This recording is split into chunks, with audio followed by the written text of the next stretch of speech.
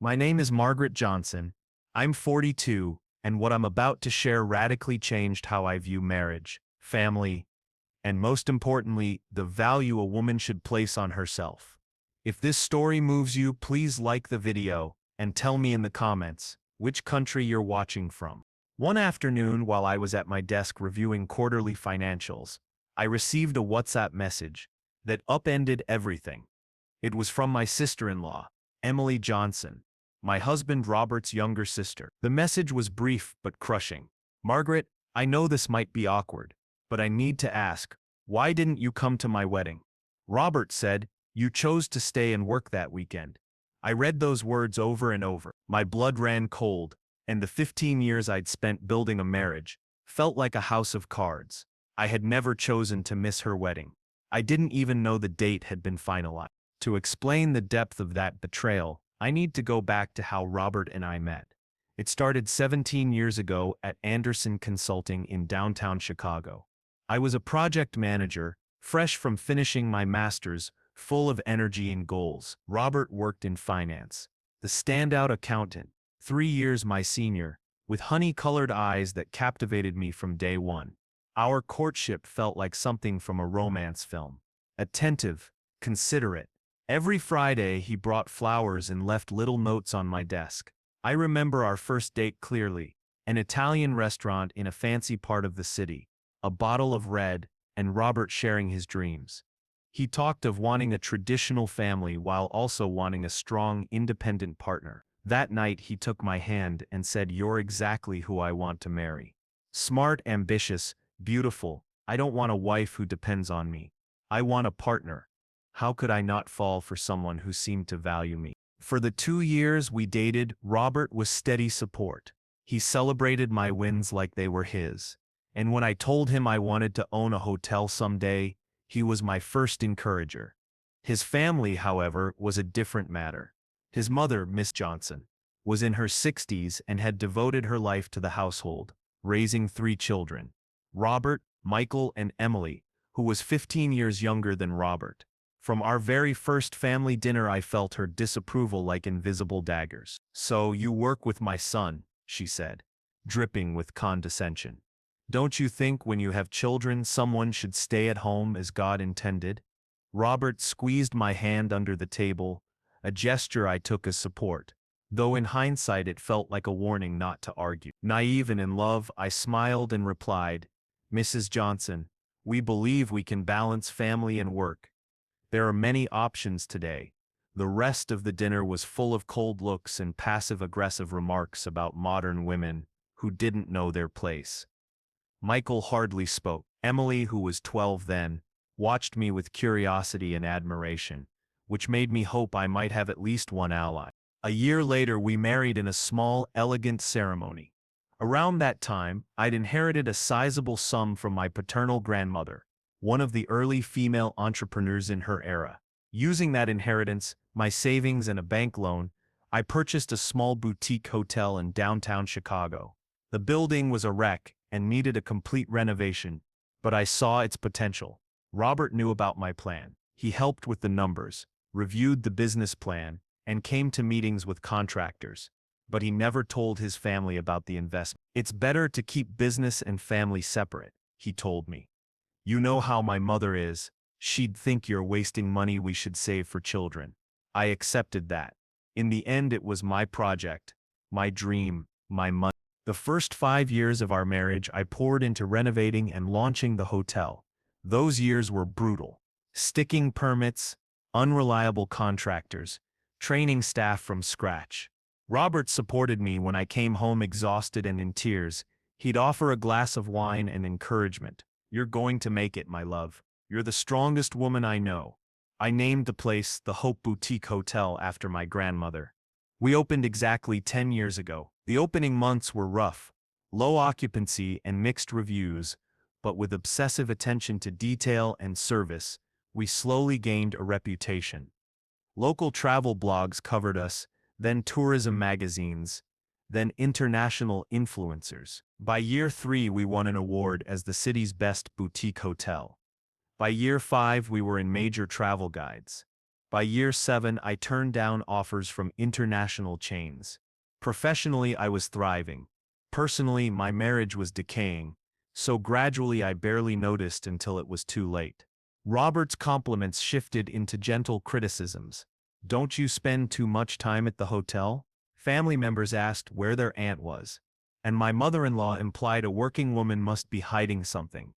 I tried to balance everything. I rearranged my schedule to show up for Sunday lunches at Mrs. Johnson's, where I inevitably ended up in the kitchen while the men watched football. I listened to hours of complaints about how tough life had been for her, even though she lived in a house bought by her children and had never worked outside the home. While peeling potatoes for lunch, she told me, "Margaret, I don't see why you insist on that little job. Robert makes enough. You could live comfortably on his salary. A woman should dedicate herself to the home, not waste time in offices." Calmly I answered, "It's more than a job, Mrs. Johnson. It's my business. It's my life project." She scoffed. "In my day, a woman's project was her family. That's why marriages lasted." Robert never defended me in those conversations. When I raised it with him privately, he always excused his mother. "She's from another generation. It's not worth arguing." He argued it wasn't worth the fight, a stance he maintained for years. The real fracture came 2 years ago, when the Hope Boutique Hotel was named one of the 50 best boutique hotels in North America. That honor recognized a decade of relentless work.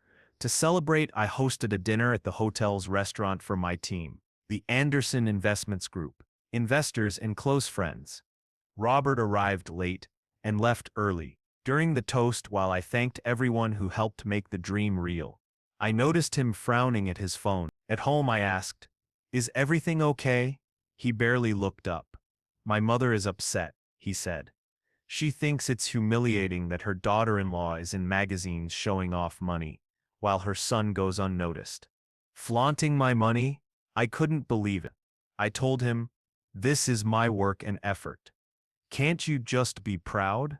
He said he was proud, but his tone didn't match the words. "Maybe you should be more discreet.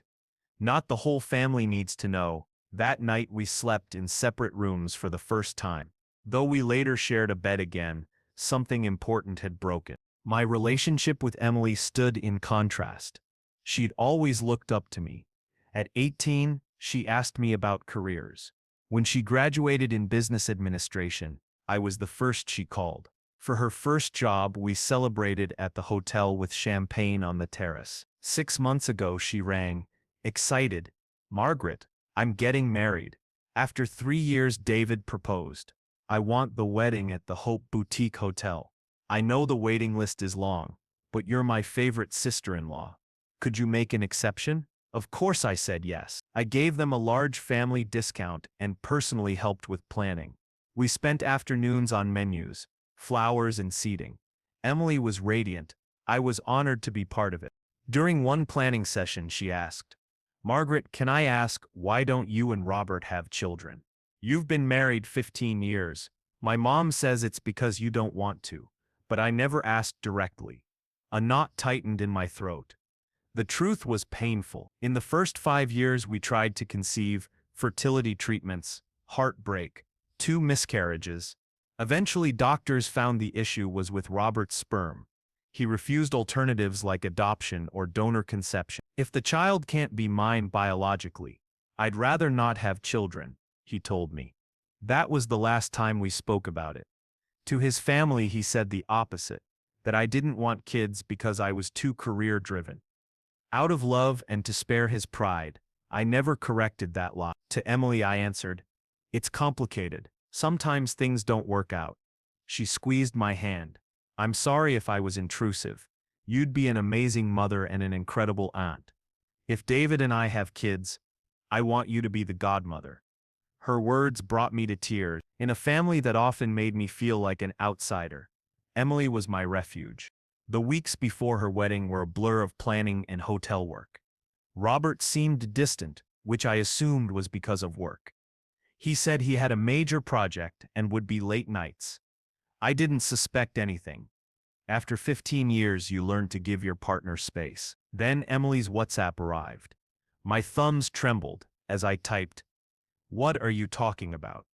I never decided not to come. I didn't even know the date had been confirmed. She replied right away.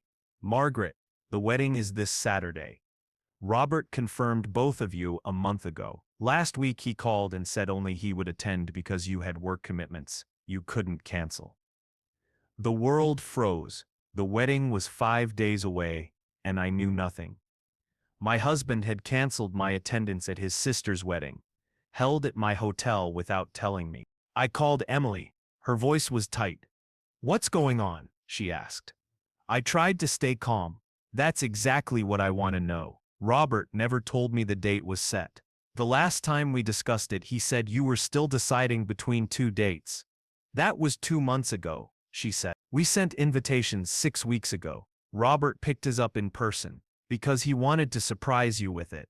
Surprise, the word landed like a nail. My husband had hidden the invitation. I asked Emily what Robert had said when he canceled my attendance. With regret, she repeated his words, that we'd argued about my work, that I was obsessed with the hotel, and had scheduled a corporate event that weekend, and couldn't cancel. Those lies felt like stones hitting me. There was no event that weekend. In fact, I had reserved the hotel dates specifically to make it available for Emily. I told her firmly, none of that is true. We haven't argued. There's no corporate event. I would never put work above your wedding. You're like a sister to me. Emily was quiet, and though she didn't say it, we both suspected the same thing. What was Robert planning? Do me a favor, I asked. Don't tell Robert we spoke. I need to understand before I confront him. Do you think? She began and then stopped. No, it can't be, she said, but I knew what she meant. Was Robert planning to go with another woman? After we hung up, I sat at my desk as if time stopped, going over the last months for any sign I'd missed. Late arrivals, excuses about projects, emotional distance, the loss of intimacy I'd chalked up to stress. I checked our shared calendar. Saturday was blank. I checked his social media, something I rarely did because I trusted him. His last post was 3 weeks earlier, a sunset with a caption about new beginnings. New beginnings. I needed more information before confronting him, so I called Linda Brown, my personal assistant and right hand at the hotel. Linda, I need a discreet favor, I said. Of course, Mrs. Johnson. What do you need? Check this Saturday's reservation. I want details for the Johnson family wedding. Typing. She read back. Wedding of Emily Johnson and David Smith. Main hall, 50 guests. Ceremony at 5 p.m., reception at 7 p.m. Everything confirmed. Wait, there's a note. Mr. Robert Johnson called last week to change the guest list. He canceled one place and added another name. My heart stopped. What name did he add? Jessica Miller. He placed her at his table, in the seat originally assigned to you, Mrs. Johnson. I recognized that name immediately. Jessica was the new finance manager at Robert's company. A woman in her 30s I'd met at the Christmas party. I remembered her clearly because Robert introduced her with unusual enthusiasm, and because she looked me up and down with a smile that never reached her eyes. Linda, is there anything else I should know? She hesitated. I'm not sure if it's relevant, but Mr. Johnson also reserved one of our suites for that weekend. Which suite? The small bridal suite. He said it was for a relative visiting from out of town.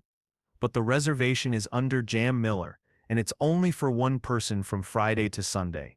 The puzzle pieces clicked together with brutal clarity. My husband hadn't just excluded me from his sister's wedding. He was planning to attend with another woman and had even booked her a suite at my own hotel. Linda, I need another favor. Yes, ma'am. Check the security cameras from the past few weeks. I want to know if Robert has been here without my knowledge. Mrs. Johnson, is everything all right? No, Linda, nothing is all right, but it will be. Please do that and call me as soon as you find anything. I hung up and collapsed into my chair. Pain was already hardening into a cold, calculated fury. 15 years of marriage. 15 years of enduring his family's contempt, sacrificing my desire to be a mother to protect his ego, building an empire while he felt overshadowed by my success. And this was his repayment. The phone rang. It was Linda. Mrs. Johnson. I reviewed the recordings. Mr. Johnson has been here 3 times in the past 2 weeks. He always entered through the side door leading to the parking lot, always accompanied by the same woman, dark-haired, tall, around 30 years old. Yes, that matches Jessica Miller. In one of the recordings they appear very close. I understand, Linda. Save all those recordings. And one more thing. Cancel the suite reservation. Mark it void, due to non-payment. But ma'am, do it. And remember, this stays between us. Of course, Mrs. Johnson. I'm very sorry. Don't be sorry. Just help me do what I have to do. That night Robert came home at 10 hours, as he had been lately. I sat in the living room with a glass of wine, pretending to watch television. "Hi, love," he said, giving me a superficial kiss on the cheek. "How was your day?" The hypocrisy turned my stomach. But I stayed calm. "Fine. The usual. And yours? How's that important project going?" "Exhausting," he replied, loosening his tie. "But it'll be over this weekend. Finally, I'll be able to rest." This weekend? I thought. The wedding was this weekend, yet he acted as though nothing was happening. "That's good," I said, sipping my wine. "Do you have any plans?" A flicker crossed his face. "Guilt, nerves, nothing special. Maybe go to the club with Michael. And you?" "I have to work," I lied, playing along. "There's an important event at the hotel." "Always working," he sighed dramatically. "Sometimes I think that hotel is more important to you than your family." The irony was so bitter I almost choked. He, deceiving me and excluding me, accusing me of neglecting family. "Robert," I said, looking him in the eye, "is there something you want to tell me?" "About what?" he answered defensively. "I don't know. You tell me. Something about your family. Maybe an important event." He swallowed hard. "No, not that I know of." "Are you sure? Emily's been very quiet lately. I thought maybe there was news about the wedding." "Oh, the wedding," he relaxed visibly, thinking he'd dodged the blow. "Yes, I think they set a date, but I don't remember when. You know how I am with dates." Every lie was another nail in my coffin. "We should ask them," I continued. "I suppose they'll want the reception at the Hope Boutique Hotel. I'd need to block the date." "I don't think that's necessary," he said, quickly. "I think they're considering other places. Your hotel is too expensive, even with a family discount." I laughed bitterly. "Too expensive? Robert, I offered to do it for free. Emily is your sister. Well, you know my mother. She doesn't like owing favors." Of course, Mrs. Johnson was behind all of this, but I kept that card to myself. "You're right," I said, standing up. "Your mother has always been very proud. I'm going to bed. I'm tired. Aren't you having dinner?" "I'm not hungry. Good night, Robert." I went upstairs, but not to sleep. I had planning to do. Over the next 2 days, I gathered evidence and prepared every detail. Linda kept me informed of all Robert's movements. We discovered he'd paid for Jessica's suite with our joint credit card, betrayal mixed with financial abuse. I also did something I never thought I would. I hired a private investigator. I needed to know the full extent of his betrayal. The results were devastating, but unsurprising. Robert and Jessica had been involved for 6 months. They met at hotels, restaurants out of town, even her apartment. The investigator also learned Jessica was married. Her husband, a frequently traveling businessman, made her encounters with Robert easy. She was calculated, taking her own marriage intact while destroying mine. The hardest blow came when the investigator showed me photos of Robert in a jewelry store, buying an expensive diamond necklace and paying in cash. In 15 years of marriage, he had never given me a diamond. He'd always said they were ostentatious, preferring meaningful gifts. Apparently for Jessica, ostentation was acceptable. On Thursday night, just 2 days before the wedding, I received an unexpected call from Mrs. Johnson. Her voice was even colder than usual. "We need to talk about your behavior." "My behavior?" I replied neutrally, though I was boiling inside. "Emily told me you called her to complain about not being invited to her wedding. It's the height of shamelessness. First you reject the invitation because of work, and now you want to ruin her day." "Mrs. Johnson, I think there's a misunderstanding." "There is no misunderstanding," she cut in. "I always knew you weren't right for my son. A woman who puts work above family doesn't deserve to be called a wife. Robert is a saint for putting up with you. A bitter laugh escaped me. I was about to spill the truth about her saintly son, but I held back. She didn't deserve to be the first to know. You're right, Mrs. Johnson. I'm not the wife Robert deserves. I'm glad you recognize it. I hope after this insult, Robert makes the right decisions about his future. I'm sure those decisions will come soon, I said calmly. Have a good night. I hung up before she could reply. That same night, Robert came home early, looking nervous. He poured himself a whiskey, then another, and finally sat across from me. Margaret, we need to talk. I'm listening, I said, pretending calm though my heart was pounding. This weekend, I need space. I think we should spend a few days apart to think about our marriage. His audacity was stunning. He wanted me gone so he could take his mistress to the wedding. Think about our marriage? I repeated. Is there something specific worrying you? I feel like we've lost our connection. You're always at the hotel. I'm always working. We're like two strangers.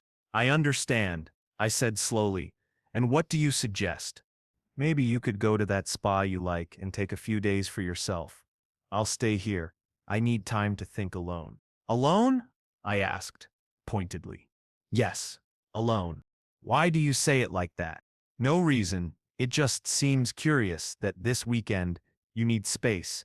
Isn't there anything else you want to tell me? Panic flickered across his face before he composed himself. I don't know what you're talking about. I turned to the window. Robert, we've been married 15 years. Do you really think I'm that naive? Margaret, I don't know what you're saying. I faced him. Emily's wedding is this Saturday at my hotel, and you canceled my invitation to take Jessica Miller with you. The color drained from his face. He started to deny it but then slumped. How did you find out? Seriously, that's your answer. I snapped. I'm sorry, I can't explain. Don't insult me with more lies. I know everything. Robert, the 6-month affair, the hotel meetings, the suite in my hotel. Do you know how humiliating this is? Robert's expression shifted from guilt to anger. You want the truth? Yes, I'm with Jessica. And do you know why? Because she makes me feel like a man, not like the failed husband of the great businesswoman Margaret. Failed? Robert, I always supported you. No, he shouted. You always overshadowed me. Your hotel this, your hotel that. Do you know what it's like to go to family gatherings where everyone talks about how successful my wife is while looking at me with pity? That's ridiculous. It's not. My mother is right. A woman should support her husband, not compete with him. Jessica understands that. She admires me. Jessica is married. She's using you like you used me. She's leaving her husband. We're in love. Love? I said bitterly. Do you know what love is? Love is what I gave you for 15 years. Love is keeping quiet about your infertility to protect your ego. Love is enduring your family's contempt without complaint. Love is building an empire and never rubbing it in your face, even when you ignored my successes. Don't talk to me about love when you put work above everything, he replied. My work? I laughed harshly. My work paid for your mother's house when she lost it, and you took the credit. My work paid for Michael's cancer treatment when his insurance failed. My work is paying for Emily's wedding because I know she and David can't afford it. And you're right, I was a fool. I should have chosen my work over you years ago. Robert went pale. Margaret, it's over. You want to go to the wedding with Jessica? Go ahead. But there are a few things you need to know. I pulled out my phone and showed him an email. First, the suite you reserved for your mistress was canceled due to a payment issue. What? You can't do that. It's my hotel, Robert. I can do whatever I want. I took out another document. Second, our joint accounts have been frozen. My lawyer says it's standard in cases of divorce due to adultery. Divorce? Margaret, don't be dramatic. Dramatic? You cheated, humiliated me, excluded me from your family. What did you expect? That I'd applaud you? We can talk about this. There's nothing to talk about. But don't worry, I'm not going to ruin Emily's wedding. I won't show up. That will be my gift to her. Robert looked relieved until I added, Of course. After the wedding, there will be consequences. What kind of consequences? You'll see. Now pack your things. I don't want to see you here when I return. You're throwing me out of my house? It's not your house, Robert. It's in my name. I bought it with my money before we married. Another detail you forgot. That night, I left and checked into my own hotel. Linda had prepared the presidential suite. I poured myself a glass of wine and sat on the balcony, looking at the city lights. 15 years. 15 years, spent on a man who couldn't stand his wife's success. But as I looked at the hotel, my creation, my legacy, I realized something. I hadn't lost those years. I'd invested them in building something beautiful, something mine, something no one could take from me. Friday passed in a haze of preparations. As owner, I supervised every detail of Emily's wedding. I wanted everything perfect for her. Despite everything, Linda and the staff could tell something was wrong, but they stayed professional. At 3:00 p.m., I saw Robert arrive on the security cameras with Jessica, both laughing. She wore a red dress he'd surely bought. They tried to check in under his name, but after the sweet misunderstanding, they had to settle for a standard room. At that moment, Linda came to me. Mrs. Johnson, the family has started arriving for the rehearsal. Indeed, Mrs. Johnson entered with Michael and his family. Emily and David arrived shortly after. From my office I could watch everything unnoticed. Emily kept glancing at the door, surely hoping to see me. At one point I saw her talking to Robert, gesturing energetically. He shook his head, no doubt repeating his lies about my supposed obsession with work. That night, while dining alone in my suite, I received a message from an unknown number. I know who you are. Stay away from the wedding tomorrow, or there will be consequences. It was Jessica Miller. Apparently Robert had told her about our confrontation. I replied, "Don't worry, I'm not going to ruin Emily's wedding. But after tomorrow, you will both face the consequence." No reply came. Saturday dawned radiant. A perfect day for a wedding.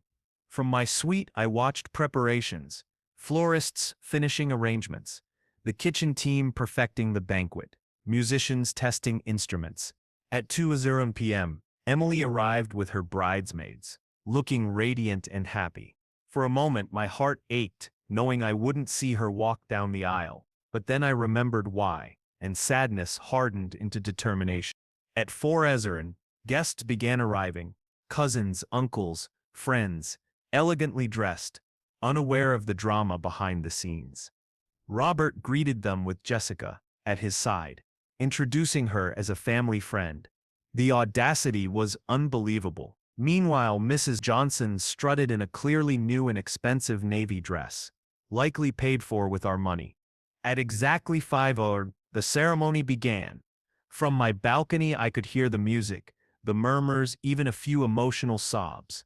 I also cried, not only for what I had lost, but for broken dreams and innocence that would never return. The reception started at 7:00. Music filled the air, laughter mingled with conversation. In a moment of weakness, I went down to the kitchen, through the service entrance. The chef, who'd known me for years, was surprised. "Mrs. Johnson, I thought you'd be at the party. Change of plans, Janier. How's everything?" "Perfect. Just as you asked. The bride is delighted. I'm glad. Could you save me a piece of cake when they cut it? I'll take it to my suite." "Of course, ma'am." I was about to leave when I heard voices approaching. I hid behind a shelf. It was Robert and Jessica. "I can't believe you were married to the owner of this place," she said. "The hotel is impressive." "The hotel?" "Yes," Robert answered with a bitter edge. "But not her. Come on, don't say that. She must have had something special to build all this. She got lucky, inherited money, and invested it well. Anyone could have done it." That lie was so blatant I almost stepped out of hiding. I hadn't inherited enough to buy the place. I'd worked, saved, taken loans, and risked everything. Jessica purred, "Now you have me. And when your divorce is final, we'll be together officially." Robert looked uneasy. "It could be complicated. Margaret has good lawyers, and you'll need them. Half of this is hers." "What?" Her voice sharpened. "Are you telling me you won't get anything from the hotel? It was before our marriage, and it's in her name. Technically, it's not mine. So what will you have? The house? That's in her name too, but we have joint investments. How much money do you have? She sneered. Just my salary. Your salary? Her disdain was obvious. I left my millionaire husband for you thinking you had something to offer. I have a lot to give you. Love. Jessica laughed cruelly. Love? Robert, you're a 45-year-old man with a mediocre salary, no property, and no access to your wife's fortune. What can you offer me? This is over. I won't waste my time on a loser who couldn't secure his future after 15 years of marriage. I heard her footsteps fade, and then a loud thud. Robert had likely taken out his rage on the wall. I waited a few minutes before coming out. Some ironies fix themselves faster than you expect. I poured a glass of champagne and let it taste like justice. He'd destroyed our marriage for a woman who wanted money. He didn't have. At 10:00 p.m., with the party at its peak, Emily called. Margaret, I know you said you wouldn't come, but please, I need to see you. I'm in the rose garden. That private garden was my refuge. Her voice was urgent, so I went down and found her on a bench, her dress catching the moonlight and her face wet from crying. Emily, what's wrong? You should be enjoying your party. She stood and hugged me. I know everything. David saw Robert and that woman kissing in a hallway. We confronted him. I'm so sorry, Margaret. I hugged her again. It's not your fault. Yes, it is, she sobbed. I should have defended you when my mother spoke badly of you. I should have noticed Robert. Her voice broke. You are my sister and I failed you. She told me her mother was furious. Not at me, but at Robert when she learned the woman was married and only after money. Mrs. Johnson was yelling at him in front of guests. For the first time I felt a small measure of satisfaction. Mrs. Johnson was finally seeing her son clearly. Could you come in with me, even for a moment? Emily asked. I want everyone to know you're my family. No, I wanted to say. This is your day. But I couldn't refuse those pleading eyes. I took her hand and we walked into the hall. Silence fell as we entered. All eyes turned. Robert stood in a corner, rumpled and defeated. Mrs. Johnson looked ashamed and furious. Jessica had vanished. Emily took the microphone.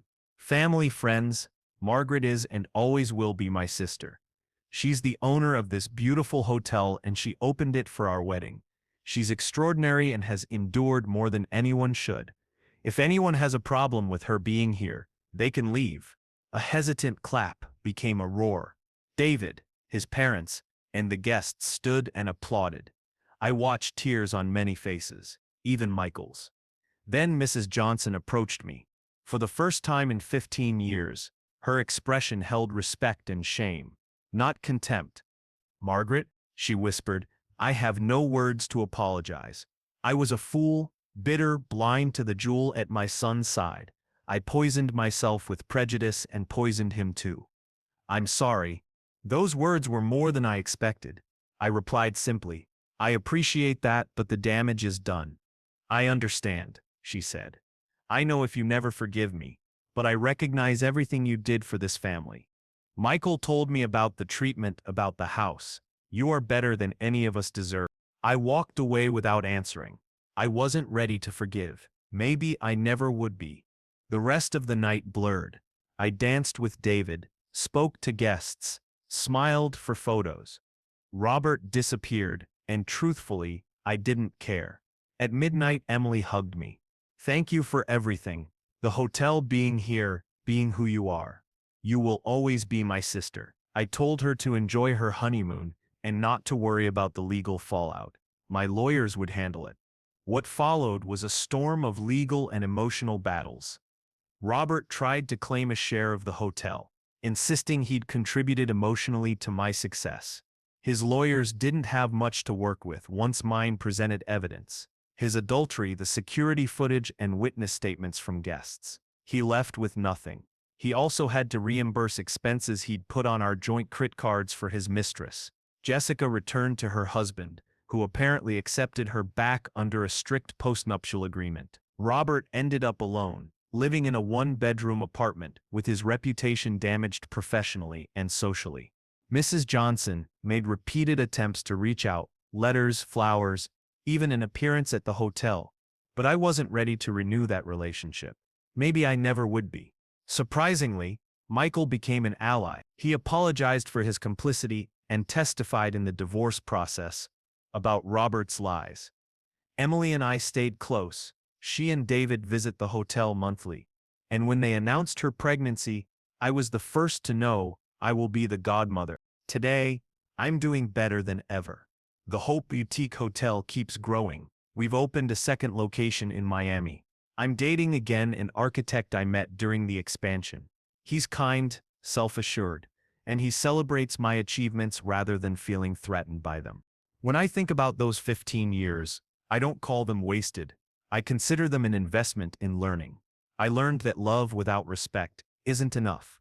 I learned that one-sided sacrifice doesn't build a marriage. It destroys one. I learned that a successful woman should never dim her light so an insecure partner can feel comfortable. What would you have done in my place? Have you had a partner who couldn't handle your success? Share your story in the comments. I read them all and you're not alone. Sometimes the best revenge is life itself. The last time I saw Robert, he sat at the cafe across from the hotel staring at the building I built. Our eyes met, he gave a timid wave, and I turned and walked back into my life. Into my future. My revenge wasn't taking from him. It was showing him everything he lost because of his ego. I didn't need him to be successful, fulfilled, or happy.